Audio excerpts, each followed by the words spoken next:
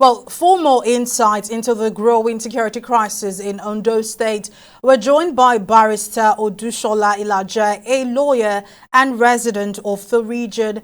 Thank you for being here. Now, reports suggest a sharp increase in violent attacks and kidnappings in Ondo State. Now, can you give us a first-hand account of what's happening on the ground?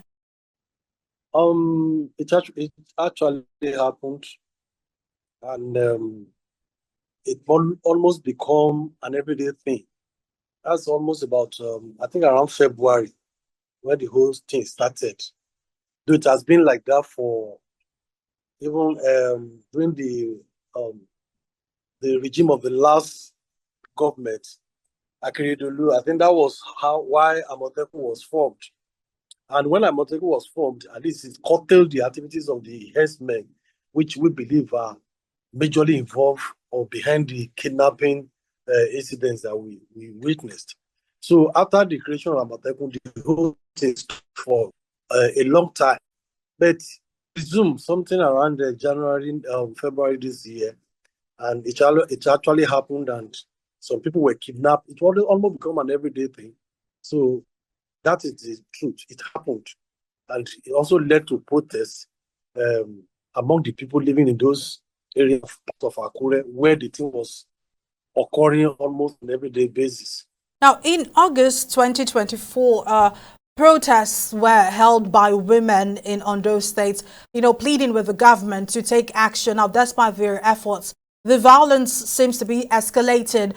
Do you believe state officials fully grasp the severity of the crisis? The thing is, because I'm not part of government, I may not say whether they are aware or not, but I can only say that when it happened, some of us were crying out on social media. Personally, myself, I had an experience where a man and two of his sons, who are teenagers, were kidnapped.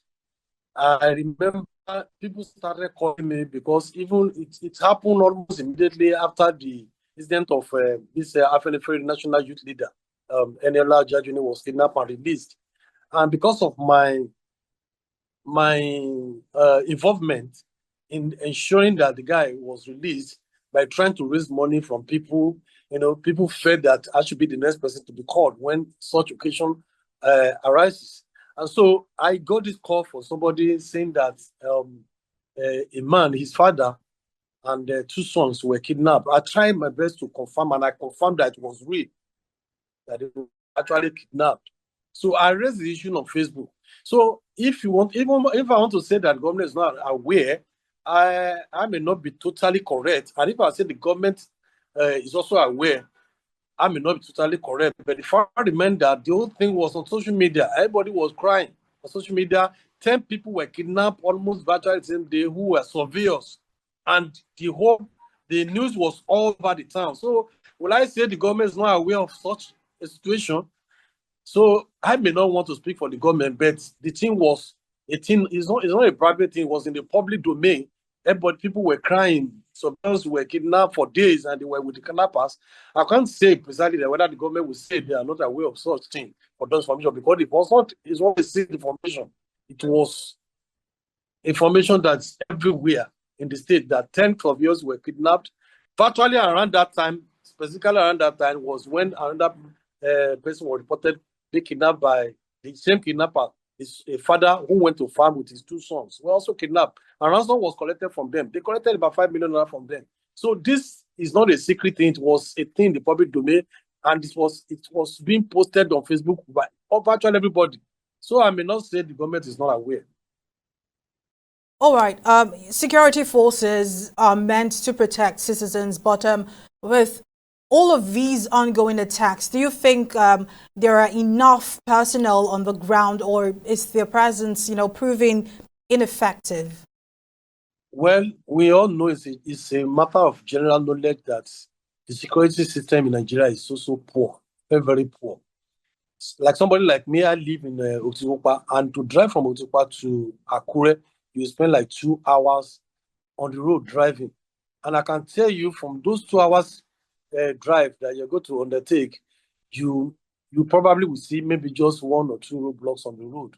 So when you look at the distance of this roadblock, even those people, those police men that you will see on the roadblock, with all due respect to them, you will discover that what they are doing was extorting money from motorists. They are not actually doing the right thing they should be doing. They are not checking anything. They are only there to extort the citizen of Ondo State. So what I want to say is that with that kind of situation, I cannot say that we have good security apparatus on ground. How can somebody travel for almost 2 hours? In this journey, you only see maybe 1 or 2 security checkpoints. So that is so poor. And even within the town, nobody is even securing the town. Unlike what we have in advanced country, where you move from one place to another, you see a security vehicle parked in a place so that anytime they have a distress call, they can always be there on time. You won't find that anywhere in Ondo State. In Otupa, where I live, where will you find that one? You won't find them. That is so poor. We need more security apparatus to be put in place.